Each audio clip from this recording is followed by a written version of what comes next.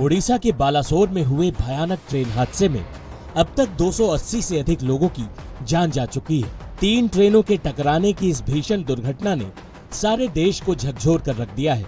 इस हादसे पर हर पल नई अपडेट आ रही है, लेकिन जो सवाल सबके जहन में है वो ये है कि आखिर 3 ट्रेनें एक साथ कैसे टकरा गई, इतनी बड़ी लापरवाही हुई कैसे। रेलवे सूत्रों से जो जानकारी सामने आई है वो हम आपको बताते हैं। रेलवे के वरिष्ठ आधिकारिक सूत्र बताते हैं कि ये दुर्घटना सिस्टम कोलैप्स का नतीजा है।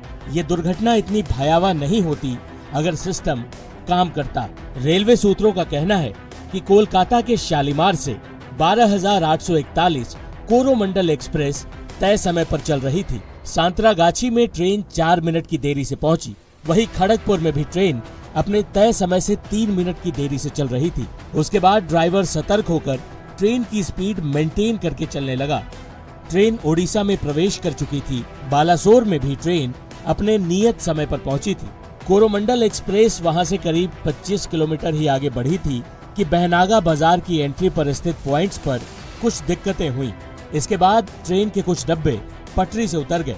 यूं तो दुर्घटना की वजह का अभी तक रेलवे ने खुलासा नहीं किया है, लेकिन रेलवे के सूत्र बताते हैं कि इस कोरोमंडल एक्सप्रेस की किसी मालगाड़ी से कोई टक्कर नहीं हुई। उन्होंने जो अंदाजा लगाया वो ये है कि ट्रेन के कुछ डब्बे बहनागा बाजार के एंट्री पॉइंट पर डिरेल हुए होंगे। उस समय ट्रेन की स्पीड 130 किलोमीटर प्रति घंटे की रफ्तार से रही होगी। ऐसे में पटरी से डब्बे उतरने पर भी उनका 400 से 500 मीटर तक बढ़ते जाना आम बात है। इस बीच कोरोमंडल एक्सप्रेस के कुछ डब्बे लूप लाइन और दूसरी मेन लाइन पर आ गए। उसी समय बगल के लूप लाइन पर मालगाड़ी खड़ी थी। उसी मालगाड़ी पर कोरोमंडल एक्सप्रेस के डब्बे चढ़ गए।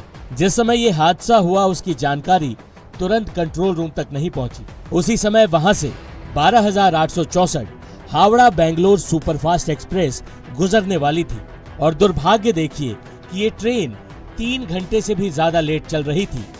ये ट्रेन बहनागा बाजार स्टेशन पर नहीं रुकती थी, इसलिए इसे थ्रू सिग्नल मिला हुआ था और फिर ये ट्रेन 130 किलोमीटर की रफ्तार से चलती हुई डिरेल हुई कोरोमंडल एक्सप्रेस से भिड़ गई। इस ट्रेन के एक तरफ डिरेल कोरोमंडल एक्सप्रेस तो दूसरी तरफ लूप लाइन में मालगाड़ी खड़ी थी, यानी इस ट्रेन के डब्बे दोनों ट्रेनों के बीच से टकराते हुए गुजरे।